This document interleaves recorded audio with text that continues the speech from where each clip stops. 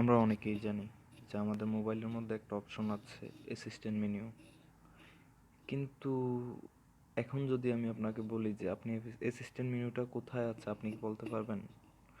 অবশ্য সবাই না পারলেও কিছু কিছু লোক পারবে। তো যারা পারবেন না তাদের জন্যই আজকের ভিডিও। তো অ্যাসিস্ট্যান্ট মেনুর কি কাজ, কিভাবে কাজ করে, how to the work in assistant menu, তো এ সম্পর্কে আজকে বলবো। তো আমি আপনাদের সাথে আছি মোহাম্মদ শাহজাহান হোসেন, আর আপনারা দেখতেছেন all in one YouTube channel. আর যারা যারা আমাদের চ্যানেলটা নতুন দেখতেছেন বা নতুন আছেন, তারা অবশ্যই এখানে সাবস্ক্রাইব করে রাখবেন অ্যান্ড দেন নোটিফিকেশন আইকনটাকে অন করে দিবেন। এটাকে অন করার পরে আমাদের আপডেটগুলা নোটিফিকেশন হিসাবে আপনি তাৎক্ষণিকভাবে পেয়ে যাবেন আর কি। তো চলুন শুরু করা যাক। প্রথমে আপনি আপনার মোবাইল ফোনের সেটিংসে চলে যাবেন। সেটিংসে যাওয়ার পরে একটু নিচে সুইপ করবেন। সুইপ করার পরে এখানে দেখুন অ্যাক্সেসিবিলিটি একটা অপশন আছে। এটা সব মোবাইলের এই অপশনের ভিতরেই থাকবে, স্যামসাং হোক বা অন্যান্য ব্র্যান্ডের মোবাইল হোক। তো অ্যাক্সেসরিজ ক্লিক করার পরে এখানে এমন একটা পেজে নিয়ে আসবে। এখানে দেখুন ডিক্সট অ্যান্ড ইন্টারেকশন, ডিক্সটারিটি অ্যান্ড ইন্টারেকশন, এটার মধ্যে ক্লিক করবেন। ক্লিক করার পরে এখানেই দেখুন উপরে অ্যাসিস্ট্যান্ট মেনু যে অপশনটা আছে এটা আপনাকে দেখা যাবে। তো এটাকে চালু করার পর দেখুন এখানে একটা অপশন শো হইতেছে আমাদের এখানে।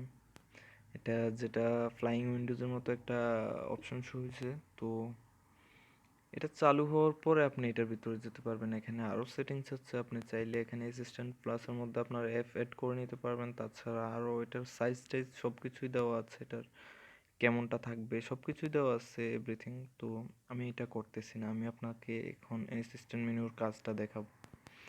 এখানে দেখুন কিছু অপশন দেওয়া আছে, recent app, home scan, back. এগুলো তো আমরা জানি, রিসেন্টে দিলে আমরা যা ইউজ করছি তা আসবে, হোমে দিলে আমাদেরকে হোমে নিয়ে আসবে, অ্যান্ড দেন ব্যাক দিলে ব্যাক, তো ব্যাক বুঝে নিই এটা। তারপর দেখুন এখানে নোটিফিকেশন প্যানেল ডাউন হইতেছে। অ্যান্ড দেন অ্যাসিস্ট্যান্ট মেনুর মধ্যে সবচাইতে যেটা একটু আমার ভালো লাগছে, আমরা অনেকেই মোবাইলের মধ্যে আলাদা মাউস কিনে ইউজ করি, বা মোবাইল একটু বড় হওয়ার কারণে আমরা টাচ করতে অসুবিধা, বাট এই প্রবলেমটা অ্যাসিস্ট্যান্ট মেনু সলভ কীভাবে করে দেখুন। এখানে দেখুন কোর্সর একটা অপশন আছে, এটাকে দেওয়ার পরে আপনার এই দেখুন এখানে টাচপ্যাড দেওয়া হবে, উপরে একটা মাউস দেওয়া হবে, আপনি এটাকে চাইলেই ইউজ করতে পারেন। ধরুন আমি আমার মিনি অ্যাপে গেলাম, তারপরে আমি সাইড সুইপ করবো। এখানে নিচে দেখুন সাইড সুইপের জন্য অপশন দেওয়া আছে, অবশ্য উপরে নিচে সাইড সুইপিংও হয়। তো এখানে আমি যা ইচ্ছা তাই করতে পারবো, এমন আর কি।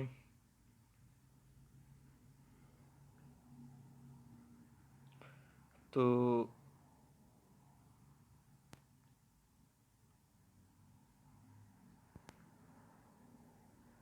তারপর যেটা দেওয়া আছে দেখুন, স্ক্যান কন্ট্রোলার একটা অপশন দেওয়া আছে এখানে।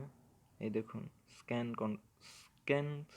স্ক্যান কন্ট্রোলার, এটাকে দেওয়ার পরে দেখুন,